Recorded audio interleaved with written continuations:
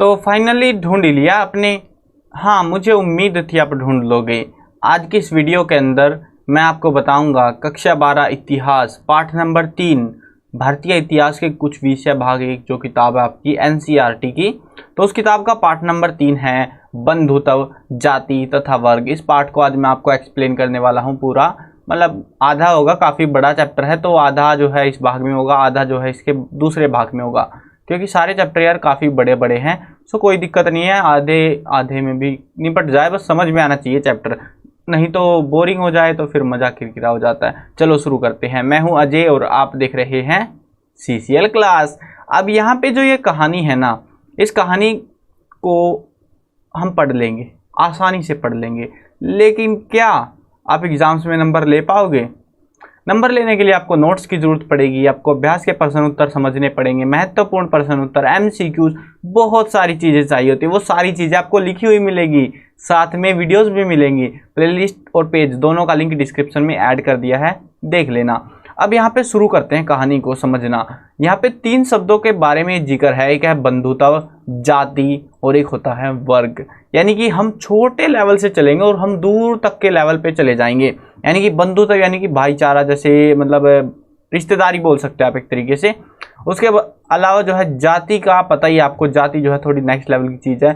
और उससे आगे होता है वर्ग, ठीक है, जाति से आगे जो है वर्ग चला जाता है। यहाँ पे क्या हुआ था, पुराने समय की बात है, लगभग 600 ईसा पूर्व से 600 ईस्वी तक का, ठीक है, मतलब बहुत ही ज़्यादा पुरानी बात है, सीधी बात ये है।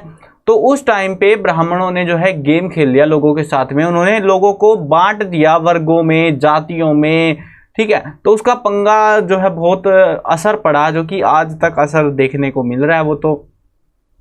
वो जो है सारा उनका किया धरा था। अब यहाँ पे जो है हमें कैसे पता लगा, इतिहास के अंदर जो है हमें पता है कि ब्राह्मणों को जो है देवता का दर्जा दिया गया था, यानी कि मोस्ट वैल्यूएबल जो है पर्सनैलिटी उनको समझा जाता था, वही जो है समाज के अंदर निर्णय लिया करते थे। अब यहाँ पे हमें महाभारत आपने पढ़ी है, महाभारत के बारे में नहीं पता तो फिर मुझे मत बोलना इस पाठ में क्या चल रहा है ज़िंदगी में। इस पाठ की आधी कहानी महाभारत की बता रखी है इन लोगों ने। हुआ क्या था, महाभारत के अंदर जो है कौरवों पांडवों का युद्ध हुआ था जमीन को लेके। अब अलग अलग वो राजा लोग थे यार, युद्ध चलता रहता था उनका। ये सिंपल एक्सप्लेनेशन है, बस जस्ट सिंपल। उससे आगे जो है डिटेल में ये लोग बता देंगे हमको। अब यहाँ पे बताते हैं, संपत्ति के असमान वितरण ने सामाजिक विषमताओं को अधिक प्रखर बनाया। यहाँ पे इस टाइम के अंदर जो है ना, संपत्ति किसी के पास तो ऐसे भर भर के राजा लोग थे, कुछ गरीब लोग भी तो थे जिनके पास संपत्ति के नाम पे कुछ भी नहीं था। तो उनकी जो जीवन शैली है उनके अंदर और उनके रहन सहन में काफ़ी ज़्यादा बदलाव हमको इस समय के दौरान देखने को मिले। उससे पहले के जो लोग थे ना, जो अमीर थे या गरीब थे, ज़्यादा फर्क था नहीं उनके अंदर, लेकिन इस टाइम पे हमें फ़र्क सीधा सीधा दिखने लग गया था। ये देखो, ये महाभारत का एक दृश्य दिखा रखा है। ये कौन हो सकता है, गैस करो आप, ये वाला कैरेक्टर कौन हो सकता है और कमेंट्स में बताओ मुझे।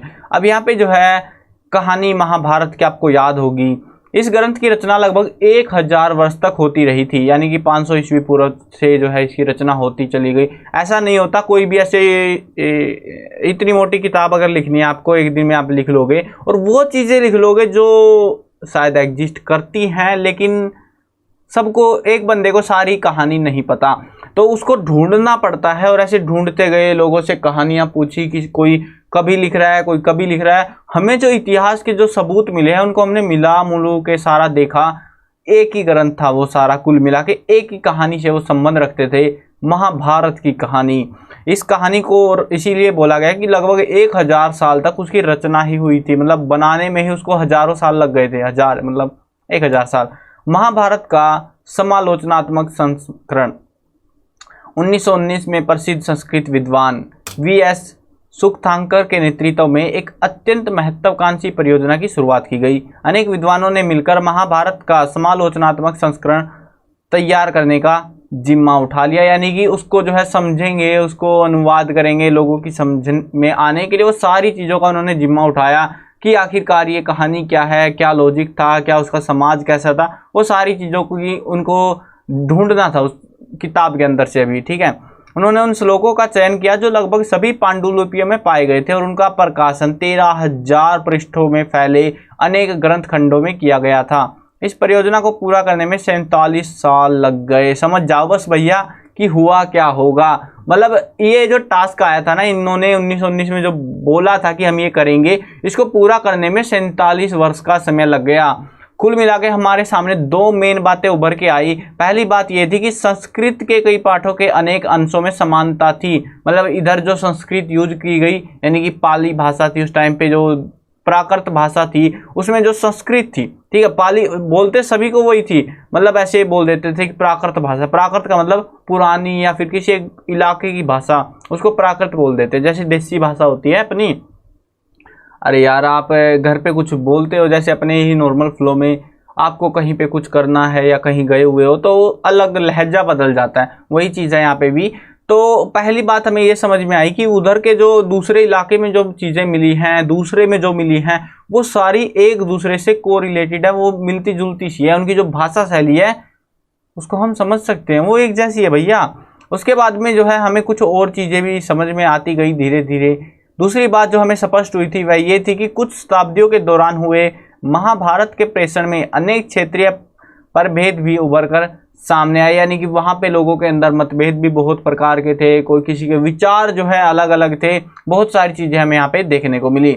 इन ग्रंथों को जब सतही तौर पर समझा गया, सतही तौर होता है मतलब एक तो होता है मोटा मोटा सा पढ़ लिया, चल मैंने पढ़ लिया भाई, ये पाठ मुझे सारा आता है। एक होता है बिल्कुल डिटेल में पढ़ना सारी चीज़ें, अब ये वर्ड आ गया मुझे नहीं पता इसका क्या है, तो मैं क्या करूँगा, गूगल पे सर्च मारूंगा, उसके बाद में आगे देखूंगा क्या है इसका मतलब। तो उसको बोलते हैं सतही तौर पे समझना, मतलब बिल्कुल डिटेल के साथ में कंसेप्ट को समझते चलना। तो जब इस ग्रंथ को, महाभारत वाले ग्रंथ को समझा गया, तो उसका उनका जो है, जो भी पढ़ रहे थे समझ रहे थे, उनका विश्वास था कि इन ग्रंथों में जो कुछ भी लिखा गया है वास्तव में उसी तरह से उसका व्यवहार में लाया जाता होगा। यानी कि जैसे आप बोलो कि मेरे पास ये है, मैं सुबह 5 बजे उठता हूँ, उसके बाद किताब फ्रेश होता हूँ, किताबें पढ़ता हूँ, फिर जो है स्कूल जाता हूँ, वाह स्टैंडर्ड दिनचर्या। लेकिन ये दिनचर्या नहीं होती आपकी। आप उठते हो 7 बजे, जल्दी जल्दी भागा दौड़ी में स्कूल पहुँचते हो, तो वो जो है यहाँ पे अंदाजे हैं यार। ये बात जो समझ रहे हैं हम लोग कि ये मान के चल रहे थे कि जो चीज़ इस किताब में लिखी गई है वो असलियत होगी, जैसे आपने टाइम टेबल बनाया जो उसमें लिख दिया वही सच्चाई होगी। कालांतर में विद्वानों ने पाली, प्राकृत और तमिल 3 ग्रंथ हैं जो कि इन ग्रंथों के माध्यम से अन्य परंपराओं का अध्ययन किया। इन अध्ययनों से यह स्पष्ट हो गया कि आदर्श मूलक संस्कृत ग्रंथ आमतौर से आधिकारिक माने जाते थे। आधिकारिक बोलते हैं ना, मतलब एक स्टैंडर्ड चीज, रॉयल्टी वाली चीज थी ये। किंतु इन आदर्शों को प्रश्नवाचक दृष्टि से भी देखा जाता है, यदा कदा इनकी अवहेलना भी की जाती थी। यानी कि उस टाइम पे भी लोग इन बातों को जो वो लिखी गई हैं किताब के अंदर उनको नहीं मानते थे, उनका विरोध भी करते थे। जैसे आप तो विरोध नहीं करते, आप खुद ही बनाते हो अपने टाइम टेबल को और फिर खत्म, बस हो गया टाइम टेबल पूरा एक ही दिन में। अब देखो अगला पॉइंट अपना, बंधुता एवं विवाह। क्या था उस टाइम का भाईचारा, कैसे होते थे उस टाइम पे विवाह, क्या किसी से भी विवाह कर लिया जाता था या फिर कुछ लिमिटेशंस थी उनकी भी आज के समाज की तरह, तो वो चीज़ें हमें यहाँ पे देखने को मिलेंगी। परिवारों के बारे में जानकारी। परिवार एक ऐसे बड़े समूह का हिस्सा होते हैं जिससे को हम संबंधी कहते हैं। संबंधी बोले तो चाचा, ताऊ, मामा, फूफा, जो भी कोई है उनको संबंधी बोलते हो ना, तो वो एक परिवार बोल सकते हो आप उसको, ठीक है। तकनीकी भाषा का इस्तेमाल करें तो हम संबंधियों को जाति समूह कह सकते हैं। क्या कह सकते हैं? जाति समूह। जैसे कि हिंदू, मुसलमान, सिख, ईसाई होता है ना कि मतलब हिंदू वाले जो है हिंदू में ही शादी करवाएंगे, तो वो जितने भी लोग होंगे वो एक ही जाति के होंगे, तो उसको इसी वजह से कह रहे हैं ये लोग कि उसको हम जाति समूह भी कह सकते हैं। मुसलमानों में वो अपना चलेगा, आजकल जो है इंटरकास्ट भी चलती है लेकिन बहुत ही रेयर है। पारिवारिक रिश्ते नैसर्गिक और रक्त संबंध माने जाते हैं। पारिवारिक मतलब माता पिता से जो अपने पर्सनल भाई बहन है, जो कि मतलब ओरिजिनल वाले, तो वो जो है रक्त संबंध वो माने जाते हैं। किंतु इन संबंधों की परिभाषा अलग अलग तरीके से की जाती है। कुछ समाज में भाई बहन यानी कि चचेरे मौसेरे भाई, तो उनको भी भाई बहन, उनको भी खून का रिश्ता माना जाता है। कुछ में नहीं मानते, अपनी अपनी सोच है भैया, हम क्या कर सकते हैं इस चीज़ में, है ना। तो ये चीज़ हमें समझ में आई कि अलग अलग लोग, अलग अलग समाज, अलग अलग विचार, अलग अलग कानून, सारी चीज़ें सब कुछ अलग अलग बना के बैठे थे वो। पितृवंशिक व्यवस्था के आदर्श। पितृवंशी होती है जो पिता है उसकी जो विरासत है उसके क्या आदर्श थे। उस टाइम पे क्या होता था कि जैसे कोई पिता है कि उसके पास कोई संपत्ति है तो वो जो है उसके बेटे के नाम हो जाएगी। आजकल क्या है, मतलब बेटा हो या बेटी हो प्रॉपर्टी इक्वली बट जाती है, लेकिन पहले ऐसा नहीं था। उस टाइम में स्त्रियों को, लड़कियों को इतना महत्व नहीं दिया जाता था, इतनी वैल्यू नहीं थी। तो वहाँ पे जो है जितनी भी संपत्ति हुआ करती थी, जो भी संसाधन उसके पिता ने इकट्ठे करे थे, उन सारों पर जो है लड़कों का अधिकार, उसके बेटों का अधिकार हो जाया करता था। और अगर ज़्यादा बेटे हो गए तो फिर लड़ाई बजती थी, कोई ज़्यादा खा के बैठ गया, कोई कम, किसी को मिल ही नहीं रहा, तो वो पंगा भी चलता रहता था और लड़ाई होती रहती थी। यहाँ पे ये लड़ाई देखो आप, दो दल है कौरव और पांडव, इनके बीच में जो है भूमि को लेके, जमीन मतलब, और सत्ता यानी कि जो राजगद्दी है उसको लेके बड़े दंगे हुए थे और ये युद्ध लड़ा गया था। अब वहाँ पे जो है क्या हुआ था, शासन जो है किसी को, उनके पिता ने जो है शासन सौंप दिया बेटे को अपने को, और बेटा मारा गया। बेटा मरने के बाद में जो है शासन किसी और के हवाले हुआ। उसके बाद में जो है लोगों ने उसके ऊपर उंगली उठाई कि तुम लायक नहीं हो, बहुत सारी चीज़ें हुई थी। वो महाभारत की कहानी है, महाभारत पढ़े तो मज़ा भी आता है ना। अब यहाँ महाभारत तो हम पढ़ने नहीं आए, मैप को देखो आप एक बार ज़रा, आइडिया लगेगा। ये है हस्तिनापुर, मेन राजधानी हुआ करती थी जहाँ पे राजा लोग बैठते थे। उसके अलावा जो है ये इलाका जो है, ये आप बोल सकते हो उस टाइम में, अब जो हम मैप में पढ़ते आ रहे हैं ना, समझ में ज़्यादा आता नहीं है, यह है मगध वाला इलाका आप बोल सकते हो, इधर वाला इलाका था वो। ये इलाका बहुत महत्वपूर्ण था। देखो कितनी सारी नदियाँ यहाँ से आ रही है, गंगा, यमुना, ये सारी नदियाँ इधर से आती थी और इसका फ़ायदा मिलता था। इस वजह से यहाँ पे बहुत लड़ाई दंगे होते थे। ये जो है थोड़ा सा हटके था, हमारे इलाके में था, हरियाणा, पंजाब, इधर वाला इलाका था ये। तो इधर वाले इलाके में ये पूरी जंग हुई थी इनकी। कभी पुत्र के न होने पर एक भाई दूसरे का उत्तराधिकारी हो जाता था, यानी कि जैसे एक दो भाई हो गए, ठीक है, एक को जो है मतलब शादी हो गई दोनों की, एक को जो है लड़के ही नहीं हुए, दूसरे को हो गए, ठीक है, तो वो दूसरा जो है मतलब उसकी संतान को वो उसकी प्रॉपर्टी भी मिल जाती थी। तो वो सीन भी चलता था इनका। तो उसके चक्कर में बड़े लड़ाई दंगे होते थे। पहले कोई किसी को पीट रहा है, कुछ हो रहा है। अब देखते हैं विवाह के नियम। जमीन का नियम समझ में आ गया ना। जमीन का नियम एट कंक्लूजन ये बता दूं मैं, ऑलमोस्ट आज के जैसा ही है, थोड़ा सा फर्क है। आजकल अधिकार दे रखे हैं लेकिन जमीन बहुत ही कम दी जाती है महिलाओं को। फिर भी अधिकार हैं लेकिन उनको उस टाइम पे अधिकार भी नहीं थे। विवाह के नियम क्या थे? विवाह के नियम भी ऑलमोस्ट आज की तरह ही थे, ज़्यादा कुछ विवाह के नियमों में भी फर्क नहीं था। यहाँ पे जो है ब्राह्मण लोगों ने डिसाइड कर दिया, लोगों को वर्गों में बांट दिया। अब जो है उनका कानून ये कहता था, ब्राह्मणों का कानून, कि तुम जो है इससे शादी कर सकते हो, ये लिमिटेशंस है तुम्हारी, यहाँ पे शादी नहीं कर सकते, दूसरी जाति से तुम संबंध नहीं बना सकते, वो चीज़ थी सारी। अब यहाँ पे लोगों ने सवाल उठा दिए इन बातों को कि तुम कौन होते हो हमें रोकने वाले। इस चुनौती के जवाब में ब्राह्मणों ने समाज के लिए विस्तृत आचार संहिताएं तैयार कर दी पूरी अच्छे से, कि हाँ ये कानून है, ऐसे ऐसे फॉलो करना पड़ेगा। ब्राह्मणों को इन आचार संहिताओं का विशेष पालन करना होता था। अगर ब्राह्मण ही नहीं करेंगे तो फिर कोई और कैसे कर लेगा, किंतु बाकी समाज को भी इसका अनुसरण करना पड़ता था। लगभग 500 ईस्वी से इन मानदंडों का संकलन धर्मसूत्र, धर्मशास्त्र नामक संस्कृत ग्रंथों में किया गया। इसमें सबसे महत्वपूर्ण मनुस्मृति थी, जिसका संकलन 200 ईस्वी पूर्व से 200 ईस्वी के बीच हुआ। ठीक है, मतलब कानून को जो है पहले ब्राह्मणों ने बनाया तो वो खुद ही लागू करेंगे अपने ऊपर ही, उसके बाद में जो है आगे अराउंड 10 समाज जो है फैलाया जाता था उन कानूनों को, ताकि उनकी जो है चल सके यार। वो अब सबको, हर किसी को यही था कि हमारा जो है वैल्यू मार्केट में कम ना हो जाए, तो उस चक्कर में शायद होता होगा। अब बात आती है स्त्री का गोत्र। अब ये जो स्त्री का गोत्र, गोत्र का मतलब है यहाँ पे जो गोत है, गोत समझते हो ना, मतलब अब यहाँ पे तो गोत ही बोलते हैं, हिंदी का शब्द है शायद से ये, मतलब कि यार जो जाति है बोल सकते हो, जैसे कि अलग अलग होती है ना, शर्मा हो गई, देसवाल, या फिर मलिक, या फिर जो है अलग अलग बहुत सारी जातियां हैं इंदा समाज हमारे भारत के अंदर, तो वो जो है गोत्र होता है। तो यहाँ पे एक कानून था, ब्राह्मणों ने बना दिया कि जो लड़की का विवाह होगा और जिस परिवार में वो जाएगी, ठीक है, इधर वाली पार्टी है एक, ठीक है, इसका विवाह जो है, इधर लड़की है उसका विवाह हो गया दूसरे गोत्र में, अपने गोत्र के साथ विवाह नहीं कर सकते, सीधा कैंसल।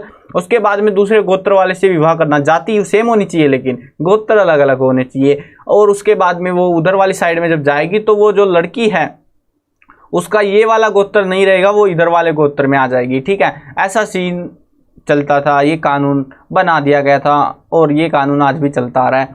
एक ब्राह्मणीय पद्धति जो लगभग 1000 ईस्वी पूर्व के बाद से प्रचलन में आई, वह लोगों यानी कि ब्राह्मणों में जो है गोत्रों में वर्गीकृत करने की थी। प्रत्येक गोत्र एक वैदिक ऋषि के नाम पर होता था। उस गोत्र के सदस्य ऋषि के वंशज माने जाते थे। जैसे कोई ऋषि हो गया तो उसके वंशज है वो, अगर वो गोत्र के हैं तो। अब हमें तो पता नहीं हम कौन से ऋषि के पुत्र हैं, अगर होंगे तो। गोत्रों के 2 नियम महत्वपूर्ण थे। विवाह के पश्चात स्त्रियों को पिता के स्थान पर पति के गोत्र का मानना जाता था और एक ही गोत्र के सदस्य आपस में विवाह संबंध नहीं कर सकते थे। ये बहुत ही महत्वपूर्ण नियम है, एग्जाम्स में आ सकते हैं, तो इनको थोड़ा सा याद रख लेना। वैसे उस टाइम का जो समाज था, आज से इतने 100 साल पहले, हजारों साल पहले, और आज ज़्यादा फर्क नहीं पड़ा, कुछ नहीं पड़ा भैया। ये विचारधाराएं ऑलमोस्ट सेम है, पता नहीं क्यों। अब यहाँ पे बता रखा है अभिलेखों से जो है सातवाहन राजाओं के नाम। हर कोई ऐसा नहीं था कि वो उनकी मानेगा। अरे तुम ब्राह्मण हो, ठीक है, तुम्हारी चलती होगी, हमारे इलाके में मत चला दियो। तो वो सीन भी होता था। क्या होता था कि सातवाहन जो है एक राजा था और इस राजा ने जो है ऐसा, मतलब इसकी जो रानियां थी उन्होंने ऐसा कुछ पालन नहीं किया था। यहाँ पे बेटा है देखो, राजा गौतमी पुत्र श्री सातकर्णी। ये जो है पुत्र का मतलब है पुत्र। राजा गौतमी यानी कि जो गौतमी राजा था ना, जो उसका मतलब सातवाहनों में जो राजा था उसका पुत्र जो है, ये ऐसे नाम लिख रखे, संस्कृत सा वर्ड है ये, कुछ मतलब संस्कृत में लिखे गए हैं शायद से, प्राकृत में बोलते हैं।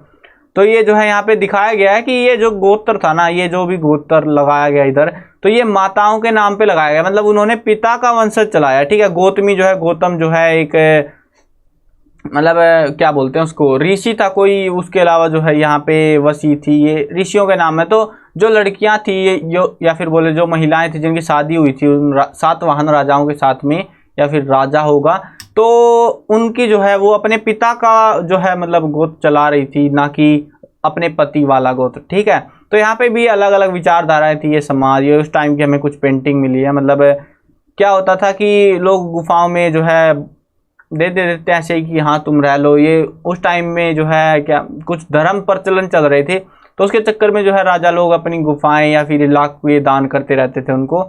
तो वहाँ पे ही हमको ये एक मूर्ति सी मिली है, तो वो चीज़ है ये। अब देखते हैं क्या माताएं महत्वपूर्ण थी। अब सारा पंगा कहाँ पे हो रहा है, देखो कुल मिला के आपको ये समझ में आ गया।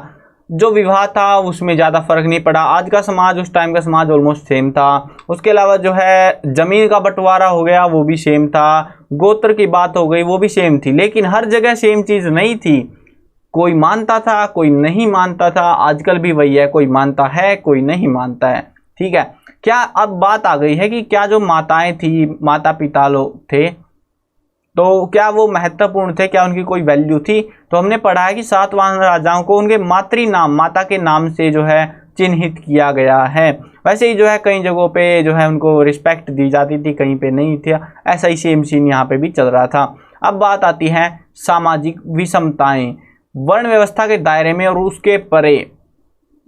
अब यहाँ पे जो है धर्मशास्त्र, धर्म सूत्रों में जो है एक आदर्श व्यवस्था का उल्लेख मिलता है। आदर्श होता है मतलब एक स्टैंडर्ड रूल वाला सिस्टम। ठीक है, अब यहाँ पे हर कोई उस स्टैंडर्ड रूल पे नहीं चलता, कोई पक्का फॉलो कर रहा है, कोई कर ही नहीं रहा। तो एवरेजली देखे तो कहीं कहीं होता, कहीं कहीं नहीं होता। अब यहाँ पे उचित जीविका का जिक्र आता है, मतलब एक परफेक्ट लाइफ क्या होती है। ब्राह्मणों का कार्य अध्ययन, वेदिका की शिक्षा, यज्ञ करना करवाना था और उनका काम दान देना और लेना था। क्षत्रियों का काम युद्ध करना, लोगों की सुरक्षा प्रदान करना, न्याय करना, वेद पढ़ना, यज्ञ करवाना, दान दक्षिणा देना था। अंतिम 3 कार्य वैश्यों के लिए भी थे, यानी कि अंतिम 3 यहाँ पे ये वेद पढ़ना, यज्ञ करवाना, दान दक्षिणा वो वाला। ठीक है, ये साथ ही उन्हें कृषि, गोपालन और व्यापार का कर्म भी अपेक्षित था। शूद्रों के लिए मात्र एक ही जीविका थी, तीनों उच्च वर्गों की सेवा करना। ये जो है उस टाइम में क्या हुआ, समाज को जो है कई हिस्सों में बांट दिया था। पहला जो वर्ग था, अब बांटने वाले थे ब्राह्मण। ठीक है, तो ब्राह्मणों को ने अपना दर्जा रख लिया सबसे ऊपर। ठीक है, मान ली बात। उनका काम था, ये आगे काम बता रखे कि उनको जो है पढ़ाई करना, वेदों की शिक्षा लेना, यज्ञ करना, वो सारा काम था। और दान दक्षिणा लेना देना वो काम रहता था। उसके बाद वर्ग आ गया क्षत्रिय वर्ग। क्षत्रिय यानी कि जो राजा लोग थे, राजाओं के वंशज थे, उसका वर्ग आ गया। उनका काम क्या था? युद्ध लड़ना, अपने लोगों की हिफाजत करना, कर वसूली करना, न्याय करना अगर लड़ाई होती है तो, और उन ब्राह्मणों को दान दक्षिणा देना। उसके बाद तीसरी कैटेगरी आ गई वैश्यों की कैटेगरी। वो जो है उसका काम क्या होता था? ये वो लोग पढ़ सकते थे वेदों को, यज्ञ करवा सकते थे, दान दक्षिणा दे सकते थे। और उसके बाद आई लास्ट कैटेगरी, शूद्र कैटेगरी।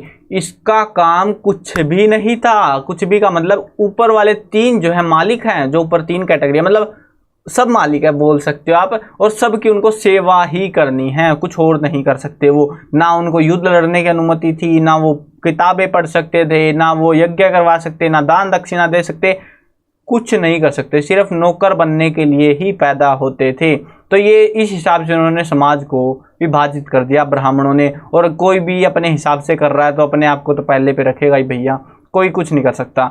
ब्राह्मणों ने 2-3 नीतियां अपनाई इस काम को, मतलब लोग मान ही नहीं रहे थे। उन्होंने टेक्निक अपनाई। उन्होंने क्या बताया कि वर्ण व्यवस्था की उत्पत्ति एक देवीय व्यवस्था है। यहाँ पे ये जो है हम लोगों ने नहीं करा, हम कहाँ करने वाले, तुम लोग, तुम और हम में क्या फर्क है? हमें जो है देवताओं ने अच्छा बनाया है, देवताओं ने हमें चुना है इस काम के लिए। तो ऐसे बोल बोल के जो है व्यवस्था को लागू करने की कोशिश की गई। वे शासकों को यह उपदेश देते थे कि इस व्यवस्था के नियमों का अपने राज्य में अनुसरण करें। तीसरा जो है उन्होंने क्या किया? उन्होंने लोगों को यह विश्वास दिलाने का प्रयत्न किया कि उनकी प्रतिष्ठा जन्म पर आधारित है, यानी कि जिस कैटेगरी में तुम जन्म लोगे तो वो तुम्हारा किस्मत है, अब हो गया तो हो गया।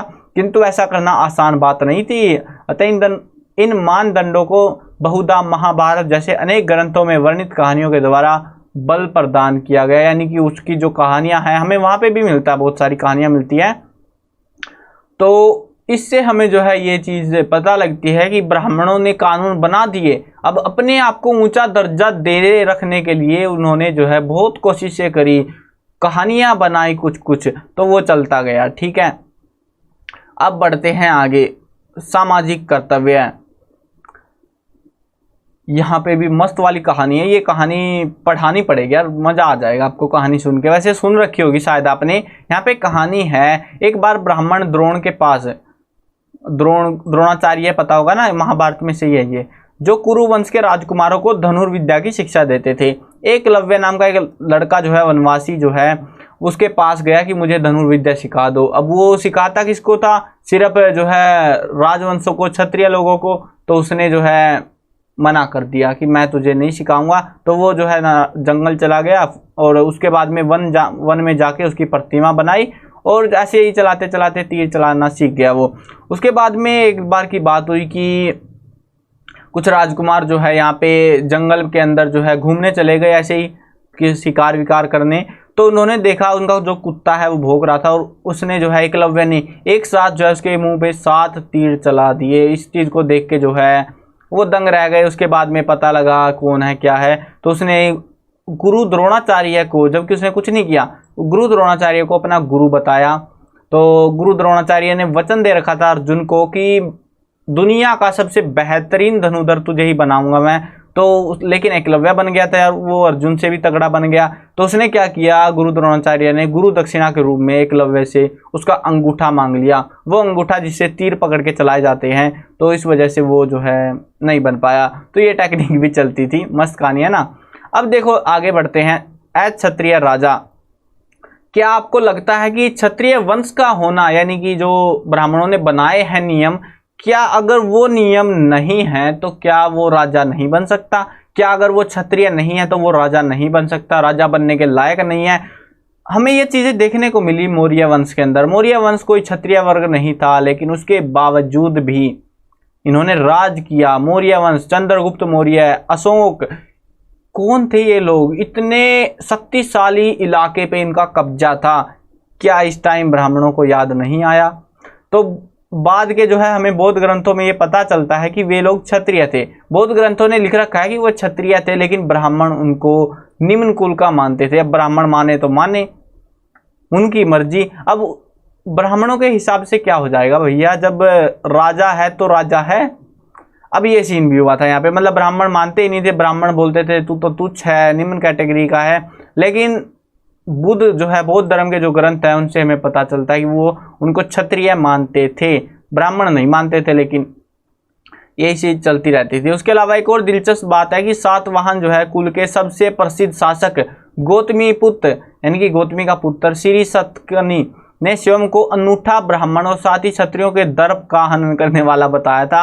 उसने यह भी दावा ठोक दिया कि 4 वर्णों के बीच विवाह संबंध होने पर उसने रोक लगा दी, किंतु फिर भी रुद्रदामन के परिवार से उसने संबंध स्थापित किया था। पता नहीं क्या लॉजिक हुआ यहाँ पे, मतलब कुछ कहानी है सातवाहन की, तो उसको पढ़ोगे तो समझ में आएगा, नहीं तो कुछ समझ में नहीं आएगा।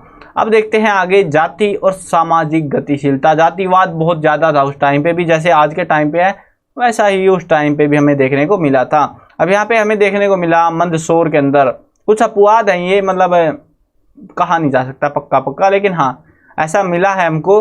मंदसौर मध्य प्रदेश में पड़ता है किला का, वहाँ से हमें मिला एक अभिलेख है जिसके अंदर बताया गया है, इसमें रेशम के बुनकरों की एक श्रेणी का वर्ग हमको मिल गया।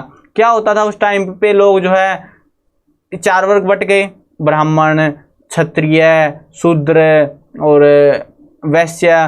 तो ये वर्गों के अलावा कुछ लोग बच गए।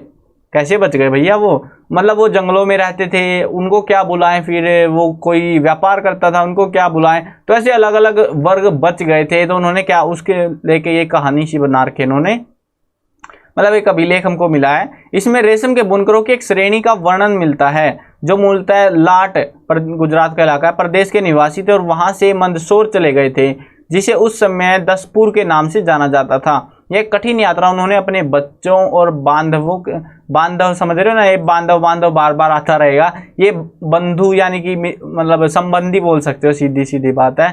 रिश्तेदारों के साथ वो बच्चों और रिश्तेदारों के साथ वो जो है संपन्न करी थी उन्होंने यात्रा।